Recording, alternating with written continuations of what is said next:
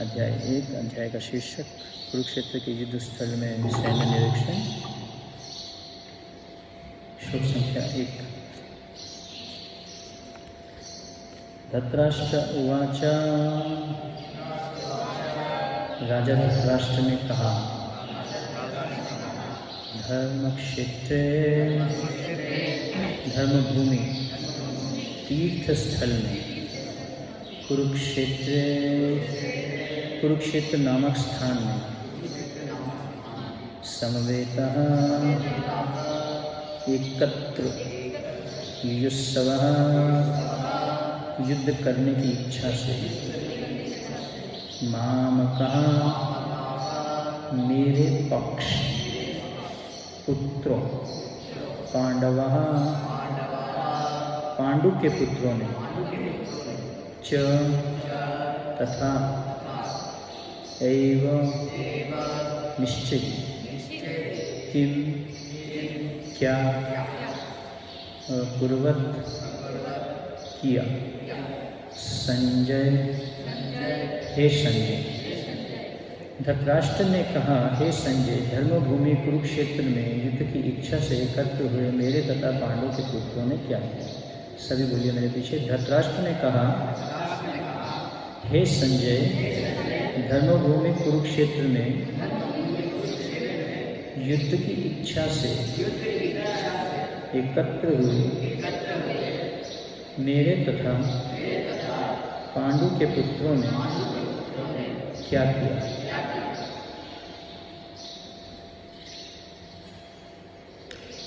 तो जैसा कि हम चर्चा कर रहे हैं, पिछले एक बार हो गया ऐसा डिस्कशन, तो हमने देखा कि कैसे जो धृतराष्ट्र हैं वो संजय को प्रश्न कर रहे हैं, है ना। तो भगवद गीता धृतराष्ट्र बैठे हुए कहाँ पे? हस्तिनापुर में, दिल्ली के पास हस्तिनापुर है, और उनके साथ में उनके सेक्रेटरी हैं संजय। जैसे हम यहाँ बैठे हैं तो अभी हमने इंडिया पाकिस्तान का मैच देखना, आजकल तो टीवी आ गया है ना। तो पहले ऐसा सिस्टम, इससे भी हाई टेक्नोलॉजी था। पहले जो टेक्नोलॉजी था बहुत टॉप का टेक्नोलॉजी था। ये वाली जो टेक्नोलॉजी है तो कुछ भी नहीं है, छोटी मोटी है। तो श्रील व्यासदेव जी जब धृतराष्ट्र को बोलते हैं कि मैं तुम्हें दिव्य दृष्टि देना चाहता हूँ, तो धृतराष्ट्र मना कर देते कि मुझे दिव्य दृष्टि नहीं चाहिए, क्योंकि उनको पता था कि मैं अपने पुत्रों को मरते हुए नहीं देख सकता। उनको इस बात का पता था। तो यह जो प्रश्न है, यह प्रश्न धृतराष्ट्र का एक डर दिखाता। डर के कारण, परेशानी के कारण, चिंतित होने के कारण जो है धृतराष्ट्र एक ये प्रश्न कर रहे हैं, है ना, कि धर्मक्षेत्र कुरुक्षेत्र में मेरे और पांडु के पुत्रों ने क्या किया। इसमें बहुत सारे एस्पेक्ट्स हैं, हमने पिछली बार चर्चा किया था पहला वाला। तो व्यासदेव जी ने जब उनको बोला दिव्य दृष्टि देने के लिए, तो उन्होंने दिव्य दृष्टि नहीं ली। उन्होंने बोला कि आप दिव्य दृष्टि मेरे सेक्रेटरी को दे दीजिए, संजय को दे दीजिए। संजय जो हैं उनके बहुत ऑनेस्ट सेक्रेटरी। सेक्रेटरी का मतलब होता है जो मास्टर के सीक्रेट को जानता है, उसको कहते हैं सेक्रेटरी। सिर्फ सेक्रेटरी लिखने से सेक्रेटरी नहीं होता। सेक्रेटरी मतलब जो जिसकी सेवा कर रहे हैं उसके हृदय के सीक्रेट को समझते हैं, तो आप सेक्रेटरी बन सकते हैं, है ना। तो उसी प्रकार से संजय जो हैं वो धृतराष्ट्र के हृदय को समझते थे।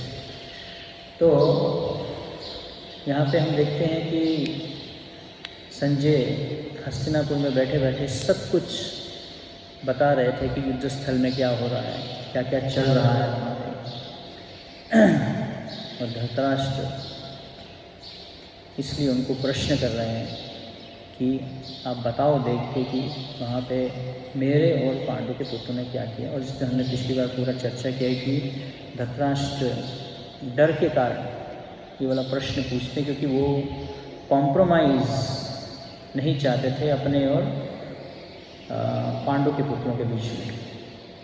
तो किसी भी प्रकार का कॉम्प्रोमाइज़ ना हो, तो धृतराष्ट्र इस बात को सुनना चाहते थे कि हाँ, उन्होंने किसी भी प्रकार का कॉम्प्रोमाइज़ नहीं किया।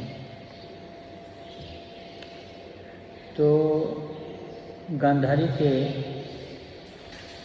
5 पुत्र थे, 5 पांडु, सॉरी कुंती महारानी के जो 5 पुत्र थे, जब गांधारी को पता चला कि कुंती महारानी के 5 पुत्र हैं, तो उन्होंने जो उनका गर्भ था, उन्होंने अपने गर्भ को ईर्ष्या के कारण तोड़ दिया और उसमें से एक लम्ब मांस का टुकड़ा निकला। तो व्यासदेव जी जो हैं, उन्होंने उसको 100 टुकड़ों में बांट दिया और जो दिया होता है, दिया, उसमें उनको 100 टुकड़ों को बांट के उसमें डाल दिया और बोला कि 2 साल तक इसको कोई भी छुएगा नहीं। तो 2 साल बाद जब व्यासदेव जी आते हैं और उसका ऊपर से हटाते हैं उसका कवर, उसको ढक के जाते हैं, ढक के हटाते हैं, तो एक एक करके सबका कवर हटाते हैं। तो उसमें से 100 पुत्रों का जन्म हुआ, कौरव, 100 कौरव जो थे, और एक उनकी बहन थी। तो जब सबसे पहले वो पहले कवर को हटाते हैं, उसमें से जन्म होता है दुर्योधन का। और जब दुर्योधन का कवर हटाते हैं तो दुर्योधन एक गधे की आवाज़ निकाल रहा है, गधा होता है ना, कैसे ढैंचू ढैंचू आवाज़ निकालता है। तो वैसी ही आवाज़ जब दुर्योधन का जन्म हुआ था तो तब निकली थी। तो वहाँ पे विदुर जी और भीष्म पितामह थे। विदुर जी और भीष्म पितामह धृतराष्ट्र को बोलते हैं कि तुम इस पुत्र का नाश कर दो, इस पुत्र को मार दो, क्योंकि यह पुत्र तुम्हारे पूरे वंश के नाश होने का कारण बनेगा। लेकिन धृतराष्ट्र जैसे ही ये बात बोलते हैं, वो दुखी हो जाते हैं और वहाँ पे जो उनकी नौकरानी होती है उसको बोलते हैं कि इस पुत्र को आप अंदर ले जाओ। तो ऐसा बताया गया है कि दुर्योधन जो था, दुर्योधन के जन्म से ही कली का जन्म हुआ था। दुर्योधन जो था वो कली का पार्शल इनकारनेशन था, दुर्योधन। तो इसलिए 100 भाई और एक उनमें से एक उनकी बहन थी जिनका जन्म हुआ। तो जैसा कि हम जानते हैं कि धृतराष्ट्र को पांडु जो थे उनकी मृत्यु हो गई थी। जो पांडवों के जो पिता थे पांडु, उनकी मृत्यु हो चुकी थी। तो मृत्यु होने के कारण अभी राजा किसको बनाया जाए, तो इसलिए धृतराष्ट्र ही बचे थे। तो धृतराष्ट्र को जो है जय श्री श्री राधा कृष्ण भगवान की जय, राम महापुरुष की जय। तो उनको जब राजा बनाया गया तो धृतराष्ट्र जो हैं वो दुर्योधन से आसक्त हो गए। तो धृतराष्ट्र जो अंधे थे, उनका अंधापन क्या था? आध्यात्मिक एवं भौतिक। आँखों से ही अंधे नहीं थे वो आध्यात्मिक दृष्टि से भी अंधे। जो गुरुजन होते हैं हमारे, वो फ्यूचर को देख सकते हैं कि फ्यूचर में जाके क्या होगा। जैसे विदुर जी थे, महान भक्त हैं भगवान के। भीष्म पितामह एक महाजन, उन्होंने बोल दिया कि ये पुत्र आपके नाश का कारण बनेगा, इसको आप छोड़ दो, इसकी आसक्ति को आप छोड़ दो, है ना। चित्रकेतु महाराज की कथा आती है श्रीमद् भागवतम में। तो चित्रकेतु महाराज ने बहुत सारे विवाह किए कि उनका एक पुत्र हो जाए। पहले जो राजा पुत्र क्यों चाहते थे? ताकि उनकी जो जिम्मेदारी है, राज्य की जिम्मेदारी, धर्म का पालन करने वाला एक पुत्र चाहिए जो उस राज्य को आगे चलाएगा, जो धर्म परायण होगा, इसलिए पुत्र चाहते हैं। तो चित्रकेतु महाराज ने बहुत विवाह किए, तो अंगीरा ऋषि एक बार उनको आशीर्वाद देते हैं कि आके कि ठीक है, तुम्हारा एक पुत्र होगा, लेकिन वो पुत्र तुम्हारे दुख का कारण, सुख का कारण बनेगा और दुख का कारण भी बनेगा। तो उन्होंने उसका नाम क्या रखा? हर्ष शोक।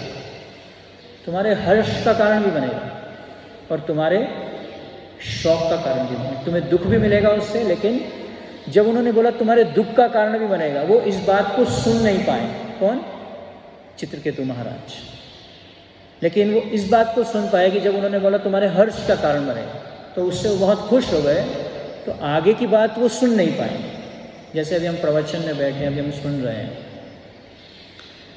तो जब हम किसी चीज़ से आसक्त होते हैं तब हम सुन नहीं पाते, प्रवचन को सुन नहीं पाते। कान में तो आवाज़ जाती है, लेकिन एंट्री नहीं होता उसका, यहाँ पे हृदय में एंट्री नहीं होता। कान में जाती है, यहाँ से निकल जाती है। क्यों होता है ऐसा? क्योंकि आसक्ति के कारण। तो जैसे ही चित्रकेतु महाराज ने बात सुनी, वो आसक्त हो गए कि हाँ, अभी मेरे घर में पुत्र आएगा, वो मेरे सुख का कारण बनेगा। पुत्र का जन्म होता है चित्रकेतु महाराज के राज्य में, बहुत हर्षोल्लास होता है, बहुत फेस्टिवल होता है, खुशी मनाई जाती है, बहुत दान दिया जाता है। तो जितनी भी दूसरी रानियां थीं, सबको ईर्ष्या आ गई मन में कि इसका तो पुत्र हो गया और इसका पुत्र राजा बनेगा। तो रानियों ने क्या किया? पुत्र को जहर दे दिया और पुत्र को मार दिया। तो हर्ष का कारण भी बना और शोक का कारण भी बना। तो लेकिन यहाँ पे हम एक लेसन सीखते हैं कि जो भौतिक आसक्ति है, इसलिए धृतराष्ट्र का जो अंधापन है वो आध्यात्मिक रूप से ही अंधा नहीं था, भौतिक रूप से ही अंधा नहीं था, आध्यात्मिक रूप से भी अंधा था। इसलिए चाणक्य पंडित बताते हैं 4 प्रकार के अंधे लोग होते हैं।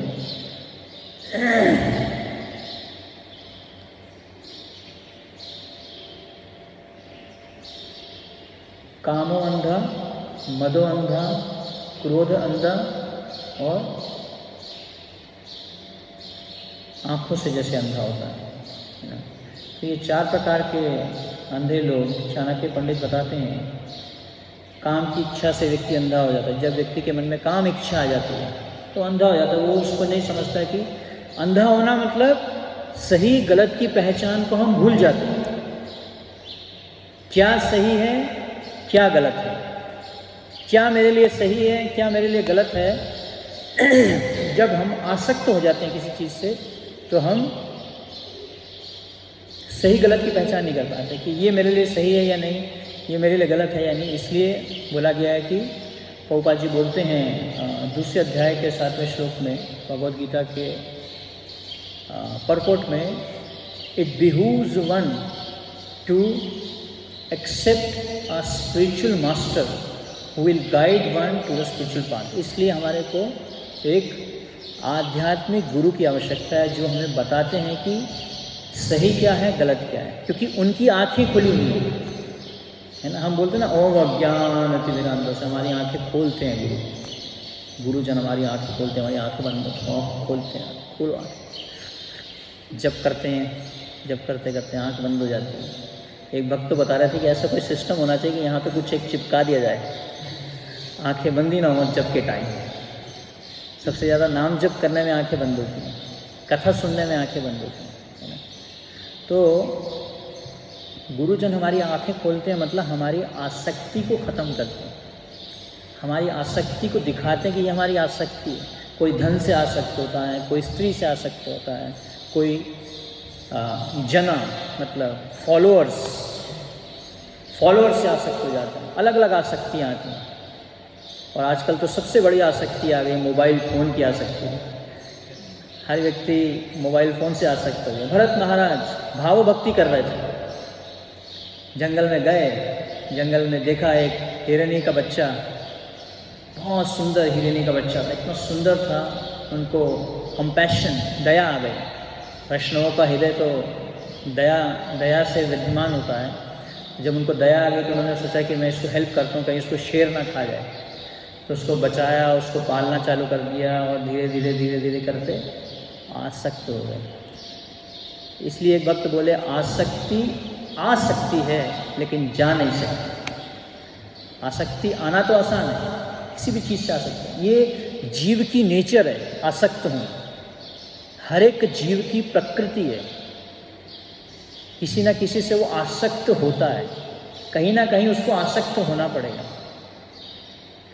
इसलिए अगर माता पिता अगर अपने बच्चे से आसक्त हो जाते हैं तो उसको वो मार्गदर्शन नहीं कर पाएंगे, उसको सही गलत नहीं बता पाएंगे, उसकी गलती नहीं देख पाएंगे। इसलिए पहले क्या होता था, गुरुकुल सिस्टम होता था, जैसे आप लोग गुरुकुल सिस्टम में, क्योंकि माता पिता बच्चे को कहाँ भेजते थे, गुरुकुल में। चलो गुरुकुल में जाओ, वहाँ पे गुरु की सेवा करो। गुरु की सेवा ब्रह्मचारी गुरुकुले वसंदांतम गुरुहितम आचमन दासमन नीचे। क्या करता है गुरुकुल में जाके, ब्रह्मचारी गुरुकुल में जाता है, गुरु की सेवा करता है, गुरु के इंटरेस्ट के लिए अपना जीवन जीता, गुरु की प्रसन्नता के लिए अपना जीवन जीता। ये नहीं सोचता कि मेरी क्या प्रसन्नता, मुझे क्या अच्छा लगा, मुझे क्या पसंद है, गुरु को क्या पसंद है, गुरुजन क्या चाहते हैं, वैष्णव जन क्या चाहते हैं, है ना। ब्रह्मचारी गुरुकुले वसंदांतम गुरुर्हितम, गुरु के हित के लिए जीवन जीता। जो गुरु बोले गुरु मुखा पद्मा वाक्या चित्ते ते कोरिया ऐक्या आर ना करी हमने आशा। लेकिन हमारी तो बहुत सारी आशाएं हैं, कब निकलेंगे इस गुरुकुल से, कब बाहर जाएंगे, बाहर की दुनिया में उड़ेंगे, कुछ करेंगे, है ना। तो ब्रह्मचारी गुरुकुले वसंदांतम गुरुहितम आचमन दासमन नीचे, और वहाँ पे इंद्रियों को निग्रह करता है, अपनी इंद्रियों को नियंत्रित करता है। कैसे? इंद्रियों को भगवान की सेवा में लगाता है, आँखों के द्वारा भगवान के दर्शन करता है, कानों से भगवान की कथा सुनता है, जीवा से क्या करता है, जीवा से तुलसी दल को टेस्ट करता है, चन्नामृत लेता है पाँव से हाथों से भगवान की सेवा करता है। तो इस प्रकार से जो है पहले गुरुकुल सिस्टम होता था, ताकि बच्चे को ट्रेनिंग देने के लिए माता पिता ट्रेनिंग नहीं दे सकते, उसको कभी भी प्रशिक्षण नहीं दे सकते अगर वो उससे आसक्त हैं तो। इसलिए भक्ति विनोद ठाकुर महान वैष्णव शुद्ध भक्त, उनके पुत्र थे भक्ति सिद्धांत सोई ठाकुर। भक्ति विनोद ठाकुर ने उनको दीक्षा नहीं दिया, किन से दीक्षा दिलाया? गौर किशोर दास बाबा जी महाराज से, है ना। तो कहने का पॉइंट ये है कि भौतिक आसक्ति जो है वो बहुत ही कॉमन है। तो आसक्ति के कारण क्या होता है कि हम सही गलत की पहचान भूल जाते हैं, आध्यात्मिक रूप से अंधे हो जाते हैं।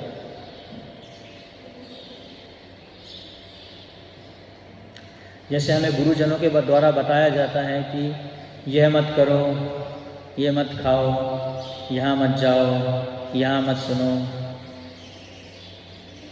जैसे गांधी जी के 3 बंदर थे, बुरा मत देखो, बुरा मत सुनो, बुरा मत कहो। लेकिन असली चीज़ क्या है कि हर एक इंद्रियों को हमें क्या करना है, कृष्ण की सेवा में लगाना है ना। तो हमें सही गलत बताया जाता है, लेकिन हम उनके शब्दों को रिस्पेक्ट नहीं कर पाते। किसके शब्दों को? गुरुजनों के जो शिक्षा दी जाती है हमें, हम वो हमारे हृदय में बैठती नहीं है, वो निकल जाती है, फिल्टर्ड आउट हो जाती है। जैसे कि एक पानी का ग्लास है, उसमें आपने पानी डाला, लेकिन नीचे उसके छेद है, तो क्या होगा? सारा पानी निकल जाएगा, सारा का सारा पानी निकल जाएगा। उसी प्रकार से जो आसक्ति होती है, तो यहाँ पे धृतराष्ट्र दुर्योधन से आसक्त है, उसके कारण जो है वो विदुर जी की बात को ध्यान से सुन नहीं पा रहे, श्रवण नहीं कर पा रहे। एक बार एक भक्त प्रवचन सुनने के लिए आए और वो बहुत अच्छे 5,000 रुपये के जूते खरीद के आए थे, एडिडास के, और जूते उन्होंने मंदिर के बाहर रखे और दर्शन करने के लिए चले गए। और मन में क्या चल रहा था? बाहर में जूते हैं, कहीं जूते कोई ले तो नहीं जाएगा। अब यहाँ पे कथा चल रही है, क्लास चल रही है, कोई जूते उठा के तो नहीं ले जाएगा। और ये सच में हुआ ऐसा, वृंदावन में भी हुआ। एक सन्यासी विदेश से आए, वो प्रवचन करने, उनका प्रवचन था, उस दिन प्रवचन करने के लिए उन्होंने शू स्टॉल में जूते रखे और वहाँ से जूते गायब हो गए। तो कहने का पॉइंट ये है कि हम वहाँ हैं जहाँ हमारा मन है, शरीर हमारा यहाँ है, लेकिन मन कहीं और है, मन कहीं और भाग जाता है, क्लास में नहीं रहता मन, इधर उधर भाग जाता है, चंचल होता मन, कभी मन कुछ करेगा कभी कुछ करेगा। शांति से सीधे से बैठ के अगर प्रवचन सुनना चाहे, मन भगाता रहता है। जिसका मन चंचल होता है वो स्टेडीली बैठ नहीं पाता एक स्थान पे, थोड़ी थोड़ी देर बाद वो, जैसे वृंदावन में अगर आप आएंगे ना, बंदर होता है, बंदर क्या करता है, कभी बैठेगा, फिर दूसरे स्थान पे जंप करेगा, फिर तीसरे स्थान पे जाएगा, फिर किसी से झगड़ा कर लेगा, फिर कभी कुछ बढ़ेगा, फिर ऐसे बैठा रहेगा, फिर ऐसे बैठा रहेगा, फिर कभी भाग जाएगा, कभी हमारे वहाँ आश्रम में, हमारा आश्रम है वहाँ पे आके कभी नल खोल देगा, नल से पानी पीने लग जाएगा, फिर हम पूरा दिन नल ही बंद कर देते हैं, कभी नल खोल के चला जाता है वहाँ से।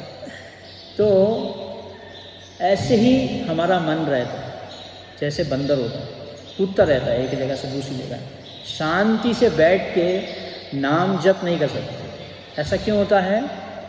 काम ऐसा, क्रोध ऐसा, रजोगुण समुद्र, रजोगुण के कारण, जो हमारे अंदर बहुत ज़्यादा रजोगुण होता है। एक स्थान पे बैठ के शांति से, बिना हाथ हिलाए, बिना मुंह हिलाए, बिना पाँव हिलाए, हम एक बार एक भक्त जो है ऐसे ऐसे कर रहे थे जप करते हुए, या क्लास सुनते हुए ऐसे ऐसे कर रहे थे, बाहर उनके गुरु जो है ऐसे कर देंगे, सीधे बैठ, चुपचाप बैठो, चंचल मत हो। तो कहने का पॉइंट ये है कि जब हम आसक्त हो जाते हैं किसी चीज़ से, जैसे कि भरत महाराज आसक्त हो गए हिरण के बच्चे से, तो उसी प्रकार से हम भक्ति की क्रियाओं को सीरियसली नहीं ले पाते, भक्ति को सीरियसली नहीं कर पाते, क्योंकि आसक्ति आ गई मन में। तो आसक्ति को क्या बताया गया है शास्त्रों के अनुसार? एक बहुत बड़ा पाश, पाश मतलब जंजीर, पोपा जी बोलते हैं इनविजिबल शेकल्स ऑफ माया, ऐसी पाश है जिसको हम देख नहीं पाते, जिससे हम बंधे हुए हैं, उसको बताया गया, आसक्ति को ऐसे बताया गया। इसलिए भौतिक आसक्ति को अगर हमें काटना है तो हमें क्या करना है? भगवान से आसक्ति बनानी, कृष्ण से आसक्ति बनानी। आसक्ति को ख़त्म नहीं कर सकते, आसक्ति को ट्रांसमिट कर सकते, चेंज कर सकते, किसी और से आसक्ति बना सकते, है ना। तो इसलिए भागवतम बताता है, प्रसंगम अजरम पाशम आत्मना कवयो विदु सैव साधु शोकितो मोक्ष द्वारम अपावृतम, है ना। प्रसंगम अजरम पाशम आत्मना कवयो विदु। तो किसी भी चीज़ से इस भौतिक जगत में आसक्ति होना, या किसी भी व्यक्ति से आसक्ति होना, वो क्या है? एक पाश के समान, जंजीर के समान, बहुत नेचुरल है। हम एक दूसरे से बहुत जल्दी आसक्त हो जाते हैं। दुख जो आता है हमें आसक्ति के कारण आता है। जब भी हम किसी से आसक्त हो जाते हैं, है ना, अगर आप मोबाइल फ़ोन से आसक्त हो गए, अब आपको बोलेगा आपको मोबाइल नहीं मिलेगा, दुखी हो जाएंगे, परेशान हो जाएंगे, टेंशन हो जाएगी मन में, आसक्ति आ गई, आसक्ति के कारण। इसलिए प्रभुपाद जी बताते हैं, पहले भगवान क्या करते हैं? सब कुछ छीन लेते हैं हमसे। जब हम उनका आश्रय लेते हैं, जब भगवान देखते हैं कि आपकी सारी आसक्तियाँ खत्म हो गई, अभी आपको जो भी दिया जाएगा आप उसको क्या करोगे? भगवान की सेवा में लगाओगे। इसलिए बोला गया है, शूद्र को कभी धन नहीं देना चाहिए, शूद्र को वस्तु देनी चाहिए, उसकी जो नीड्स हैं उसको पूरा करना चाहिए, उसकी ज़रूरतों को पूरा करना चाहिए। अगर शूद्र को आप धन दे दोगे तो क्या करेगा? धन को जाके मिसयूज कर देगा। इसलिए कली का प्रभाव कहाँ होता है? जहाँ पे ज़्यादा ओवर एक्यूमुलेशन ऑफ मनी होता है। इसलिए पहले रूप गोस्वामी बताते हैं कि हमें 50% जो भी हम कमाते हैं उसका हमें क्या करना चाहिए? भगवान की सेवा में लगा देना चाहिए। 25% हमें अपने लिए रखना चाहिए, 25% हमें फ्यूचर के लिए रखना चाहिए। अगर ज़्यादा धन आएगा तो बहुत सारी इच्छाएं आएंगी, बिग मिलियन डे, पता चला आपको बिग बिलियन डे चल रहा है अमेज़ॉन पे, बहुत सारे मोबाइल फ़ोन्स, बहुत सारी वस्तुएं 50% सेल में मिल रही हैं और आपके पास में धन है, तो मन करेगा ये भी खरीद लो, वो भी खरीद लो, ये भी खरीद लो, ये भी खरीद लो, है ना, आसक्ति आ गई। तो धन के कारण बहुत सारी इच्छाएं आ जाती हैं। अगर आपके पास धन ही नहीं है तो आप किसी चीज़ को देखोगे तो आपको उसके प्रति आकर्षण ही नहीं आएगा। तो इसलिए प्रसंगम अजरम पाशम आत्मना कमयो विदु, तो ये जो है क्या है, जंजीर के समान है जो हमको इस जगत से बांध देती है, भौतिक आसक्ति, है ना। लेकिन सैव साधु शोपितो मोक्ष द्वारम अपावृतम, लेकिन वही आसक्ति अगर हम एक साधु के प्रति करते हैं, सैव साधु शोपितो, जैसे शील प्रभुपाद जी जब विदेश में गए तो बाउरी स्ट्रीट में गए, कोई बहुत बड़े अमेरिका के कॉलेज में नहीं गए प्रीचिंग करने के लिए, बाउरी स्ट्रीट पे गए और प्रभुपाद ने अपनी भक्ति से, अपनी शुद्धता से, हरिनाम की शक्ति से और गुरु के आदेशों से उन्होंने जो हिप्पीस थे उनको भी भक्त बना दिया, हैप्पी बना दिया, उनको भी शुद्ध कर दिया, उनकी आसक्तियों को ख़त्म कर दिया, है ना। जब प्रभुपाद जी विदेश से पहली बार इंडिया में आते हैं तो उनको बोला गया वाइट एलिफेंट्स, अपने साथ में जो है इतने सारे विदेशी लोगों को लेके आए, गोरे लोगों को लेके आए और उनको जो है अपना शिष्य बना दिया, अपना भक्त बना लिया। कैसे बनाया? उनको कृष्ण भक्ति देके, उनको प्रेम देके। प्रेम मतलब सेल्फलेस सर्विस। प्रेम का अर्थ क्या होता है? बिना किसी आशा के सेवा करना। अन्य अभिलाषिता शून्यम ज्ञान कर्मादि अनावृतम अनुकूलेन कृष्ण अनुशीलन भक्ति उत्तम। तो उत्तमा भक्ति कौन सी है? जब हम कोई सेवा करते हैं उसके बदले में हम कोई अपेक्षा नहीं रखते कि मुझे इसको करने से क्या मिलेगा। हरिनाम का जप किया मुझे क्या मिलेगा, क्लास सुनी मेरे को क्या मिलेगा, सफाई की मेरे को क्या मिलेगा, कोई भी हमने सेवा की, कुकिंग की सेवा की, मुझे उससे क्या मिलेगा। तो इसलिए जो भक्ति है वो क्या है? अन्य अभिलाषिता शून्य। प्रेम क्या है? सेक्रीफाइस करना। किसके लिए सेक्रीफाइस करना? गुरुजनों के लिए सेक्रीफाइस करना, है ना। प्रेम जो है प्रेम मंदिर से जाने से नहीं मिलता। कई लोग सोचते हैं प्रेम मंदिर जाएंगे तो हमें वहाँ पे प्रेम मिल जाएगा। ये तो प्रेम का बहुत बड़ा मंदिर है, प्रेम मंदिर, या ताजमहल शाहजहां ने बनाया मुमताज़ महल के लिए, प्रेम के कारण, उनके प्रेम के कारण। इस दुनिया में कहीं पे प्रेम नहीं है।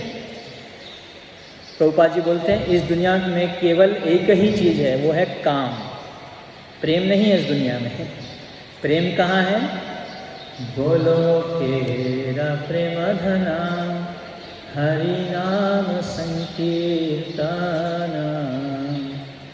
तो कहाँ है? भगवान के नामों के जप में प्रेम। लेकिन आप बोलेंगे अरे मुझे तो जप करने में कोई प्रेम नहीं मिलता, चैंटिंग करता हूँ मैं, है ना, हरे कृष्ण कृष्ण कृष्ण हरे हरे राम राम राम, क्या मिलता है? कोई तो प्रेम नहीं मिलता मुझे। क्योंकि हम चैंटिंग को भगवान की प्रसन्नता के लिए नहीं करते। हम कुछ चाहते हैं, चैंटिंग करते हैं, उसके बदले में हम कुछ अपेक्षा रखते हैं। चैंटिंग के समय, नाम जप के समय एक ही बात करनी है हमें, भगवान के नामों को ध्यान से सुनने का प्रयास करना। हियर, एक बार प्रभुपाद जी से पूछा how to chant nicely, Prabhupada ने बोला जस्ट हियर। मंत्र को ध्यान से सुनने का प्रयास करो, मंत्र को खाओ नहीं। हरे कृष्ण कृष्ण कृष्ण हरे राम कृष्ण कृष्ण हरे राम हरे कृष्ण कृष्ण। कई लोग बंदूक चलाते हैं, कई लोग गोली चलाते हैं एकदम से, फटाफट फटाफट जल्दी ख़त्म करो इसको। हरे कृष्णा भी क्लियर नहीं बोलते, हरे राम भी क्लियर नहीं बोलते। क्लियर चैंट डिस्टिंक्टिवली हरे कृष्ण कृष्ण कृष्ण हरे हरे, हरे राम राम राम हरे हरे। रूप गोस्वामी बताते हैं कि इसमें बहुत टेस्ट है। अगर आप सही से उसको जप करेंगे, ध्यान से सुनने का प्रयास करेंगे, भगवान की प्रसन्नता के लिए, तो हम अपनी भौतिक आसक्ति को काट सकते हैं अगर हम भगवान से आसक्ति बनाते, भगवान के भक्तों से आसक्ति बनाते हैं। सैव साधु शोभितो, भगवान के भक्तों से कैसे आसक्ति बनाते हैं?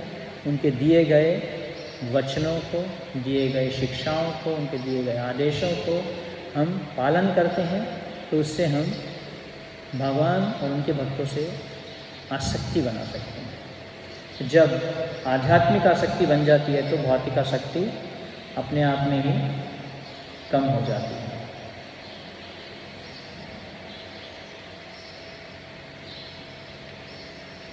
एक्चुअली में जो धृतराष्ट्र था वो बुरा व्यक्ति नहीं था, लेकिन वो बुरे व्यक्ति से आसक्त हो गया था। One bad Apple spoils the lot. अगर एक टोकरी लेके आते हो, टोकरी उसमें 10 एप्पल्स हैं, उसमें एक सड़ा हुआ एप्पल डाल दो, क्या होगा टोकरी में? सबको सड़ा देगा। इसलिए जो एक टोकरी है उसमें अगर एक भी, तो उसी प्रकार से संग का प्रभाव पड़ता है। हम किसका संग करते हैं, किसका संग करते हैं, किससे सुनते हैं, किससे अपना दिल बताते हैं, हृदय की बात बताते हैं, किसको, जिसको बताते हैं उसी से आसक्त हो जाते हैं। तो इसलिए धृतराष्ट्र जो है उसकी आसक्ति अपने पुत्र से थी, तो जिससे आसक्त होंगे उसके अच्छे गुण हमारे अंदर में आ जाएंगे। भगवान और भक्तों से आसक्त होंगे तो भगवान के गुण आएंगे, भौतिकवादी व्यक्ति से आसक्त होंगे तो उसके गुण आ जाएंगे। तो इसलिए हमें ध्यान रखना है कि हम किसी से आसक्त नहीं होना इस दुनिया में, सिर्फ भगवान के नाम से आसक्त होना, भगवान की भक्ति से आसक्त होना, भगवान के भक्तों से आसक्त होना, भगवान के प्रसाद से आसक्त होना, है ना, और कोई चीज़ से आसक्त नहीं होना इस दुनिया में। इसलिए जो भौतिक आसक्ति होती है वो क्या करती है, हमें कमज़ोर कर देती है। Attachment is weakness, detachment is strength. अनासक्ति जो है वो हमें क्या करती है, हमें शक्ति देती है भक्ति करने की। आसक्ति जो होती है, अगर किसी से आसक्ति हो गई, किसी वस्तु से आसक्त हो गई, तो आप कमज़ोर हो जाएंगे भक्ति करने में। सुबह उठने का मन नहीं करेगा, माला जपने का मन नहीं करेगा, कथा सुनने का मन नहीं करेगा। क्यों? क्योंकि आसक्ति आ गई मन में, और गलत चीज़ से आसक्ति आ गई। आसक्ति अगर भगवान से आती है, भगवान के भक्तों से आती है, तो हम भक्ति में उत्साहित रहेंगे, आनंद में रहेंगे। किसी का कोई प्रश्न है?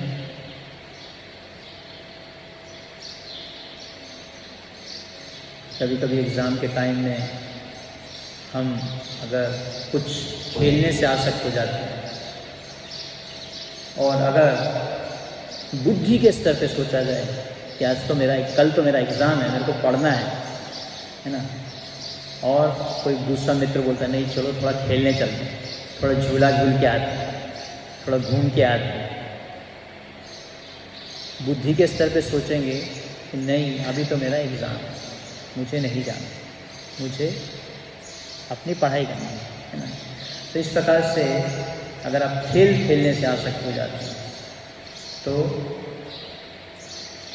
अपना हमारा जीवन ही खराब कर देंगे। तो इसलिए धृतराष्ट्र के जीवन से हम सीखते हैं, धृतराष्ट्र केवल आँखों से ही अंधा नहीं था, आध्यात्मिक दृष्टि से भी अंधा था। तो असली जो ज्ञान है वो क्या है, अपनी आसक्ति को छोड़ के भगवान से आसक्ति होना। किसी का कोई प्रश्न?